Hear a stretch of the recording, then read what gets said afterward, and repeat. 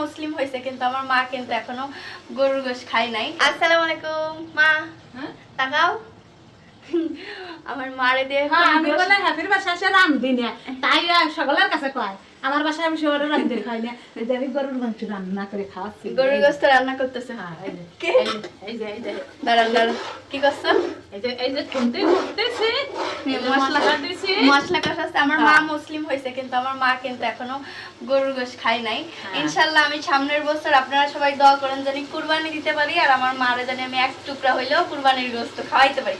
না মা, তুমি সামনের বার কুরবানিতে খাবা ইনশাআল্লাহ। যদি বাসায় রাখে তাহলে চেষ্টা করবো ইনশাআল্লাহ, তাই না? ইনশাআল্লাহ একটা খাবো না। না, ইনশাআল্লাহ বলতে হবে যাতে তুমি করতে পারো। আর আল্লাহ যদি তোমার হায়াত না রাখে সেটা তো আল্লাহ তোমার নেই। হ্যাঁ, আল্লাহর কথা। নাও, তুমি কি গোশতটা দিয়ে দিবা ওটার ভিতরে দাও। কি কি দেছো মশলার ভিতরে? কি কি তুমি রাঁধতেছো? মশলার ভিতরে কি কি দেছো বলো? মশলার ভিতরে সবকিছু একসাথে দিয়ে তারপরে ব্লেন্ড করছি।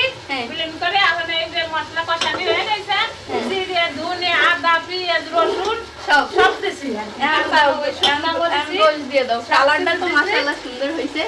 আপনারা কমেন্ট করে জানাবেন। অনেক গোশ দিয়ে দিচ্ছি, তোমরা সকলে আগে কোনো গোশ ধরতো না, দেখেন এখন। বিসমিল্লাহ।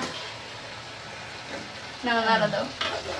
আগে আমার মা গরুর গোশত সইতো না, আমি নিয়ে গেলে আমার কত বেরো। আর এখন আমার মা গরুর গোশত রান্না করতেছে, এটাই হচ্ছে আল্লাহর নিয়ামত।